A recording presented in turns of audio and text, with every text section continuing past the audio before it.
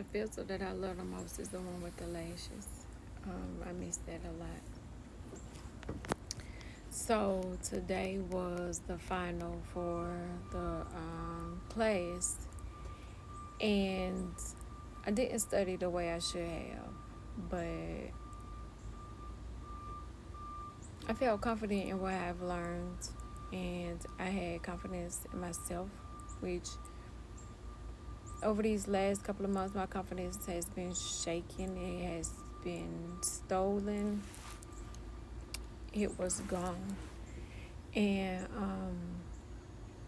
I got to the point where I started accepting just whatever. And I was trying to get out of hard sticks. Like, I was like, let me do the hard ones now so that, you know, while I have an instructor in here, I do the hard ones. I get the hard ones. Once I get out there, the easy ones will come.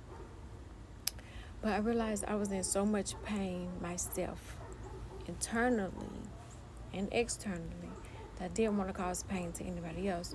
So I wasn't inserting the needle in enough to even get blood. Like, I would stick the needle in, miss the vein, and they wouldn't bleed. And so my teacher pulled me to the side in a way, but it was gentle. And she was like, you keep going for all the hard sticks, but you know what you're doing. Why are you getting so frustrated? You got this.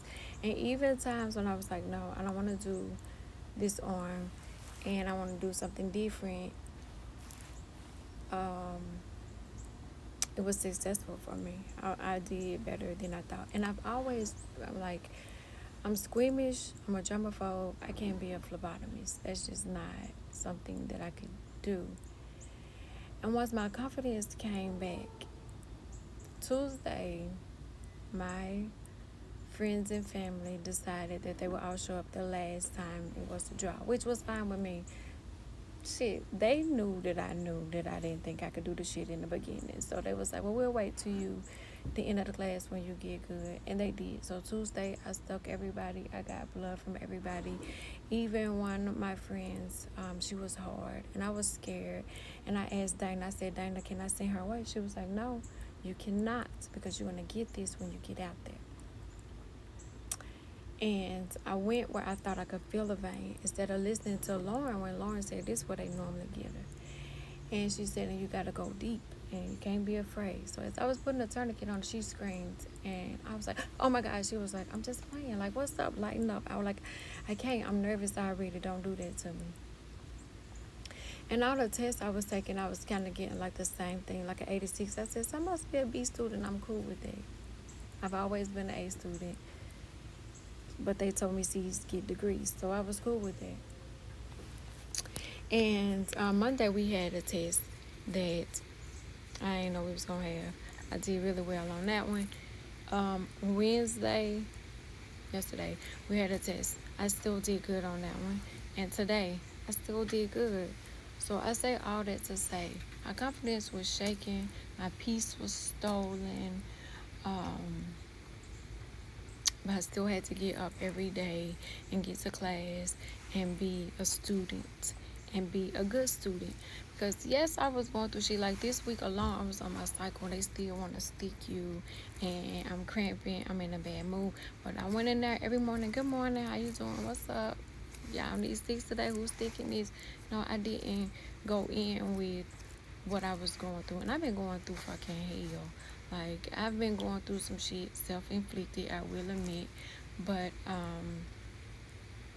I said I was going right. I wasn't going left anymore, and I mean that. I'm on the right. I'm going right. This journey isn't easy, but I was built for this shit. You know what I'm saying? And even though I always be like, God, again, you got me on the strong list. My fucking toe still hurts. I went to physical therapy, taped it up. Then I got to the grocery store, stepped off the curb, put all my weight on my toe. I felt it. I had the tape, I had the insole in my shoe, and the minute I stepped down, am I going to be able to wear heels again? Am I going to be able to wear flats again? Like, can I be cute again? But I need this toe to be able to be phlebotomist. There's no way in hell that I went through all of this to get this to sit and not be able to do it. So I got to get my toe together. I got to get it fixed.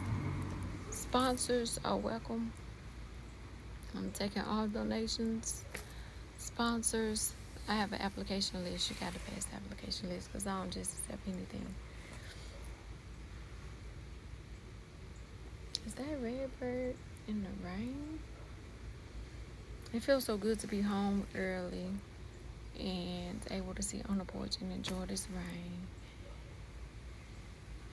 But also, like, I woke up different. I woke up, I chose violence. I woke up, I chose me. I had a long conversation with my mechanic yesterday. And I know it's crazy because I have a cosmetology degree, and I understand that sometimes as cosmetologists or nail techs or any kind of service provider, some kind of way you become a therapist or a counselor or whatever. I never expected it to come from my fucking mechanic. But my daddy was a mechanic. So I was raised by a mechanic. I understand that, that thing. And he was the first person the mechanic, to make me make it make sense. When he told me, he said, "Oh, it must have been hard for you to watch your Superman go down." It was. My daddy would fix anything. He would come through. I remember when I got ready to go take my cosmetology degree license, my daddy was in the hospital. He would not let me get on the road and go to Nashville without stopping by. And when I stopped by, he put some money in my hand. I'm a daddy's girl to my heart. And everybody that comes along has to continue to treat me like the same kind of daddy's girl, that same kind of princess. Which I asked the mechanic, I said, when I came to you, because he said I came off really hard, but it's how we have to be, as black women, single black women, we don't want to be taken advantage of, all of these things. And then he said, he said I chose to be the little girl. So, as I had to trust him to say, well, this is what the car needs, this. I had to trust him. But trusting is not easy because I depend on my car for so much. So the car is intimate to me. I depend on my car for everything. I can't get back and forth to class. I can't get my daughter where she needs. I can't work. I can't hustle. I can't do what I need to do without my car. So trusting my car to somebody is very intimate to me. Service provider, like who you trust with your hair, who you trust with your health care, who you trust with your brows, who you trust to cut your hair. I know men are so very particular about their barbers. They will not cheat on their barbers, but they'll cheat on their old lady. And in my case, my ex's barber was taking pictures of me after we were no longer together when I was at a Nas concert, VIP, in Atlanta. I can't mind my own business for shit. No matter what I do, somebody watching me. So I try to mind the business that pay me. And that's all I do. I sit on my porch and I wave at people. That Lexus truck, she rolled by, came down the street, turned around a little bit. And she lost, or she looking for somebody. It was a nice looking black guy that drove down here. I've never seen him before. The tag looked like an out-of-state tag. But me and my Ring cameras don't play. We watch who should be in and out the neighborhood. If they should be in and out the neighborhood, they blue. Because they know. I see you, you see me.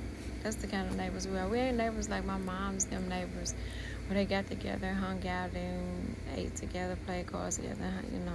We're a different generation though. My kids go to the grandparents for that kind of fellowship and neighborhood shit. Me, I go in this motherfucker and I cut my fire stick on, and I'm good.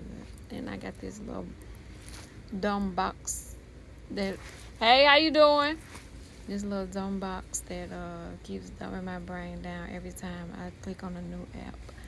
But I am about to do something, treat myself. I owe myself a treat. So it's probably going to be nails, hair, pedicure.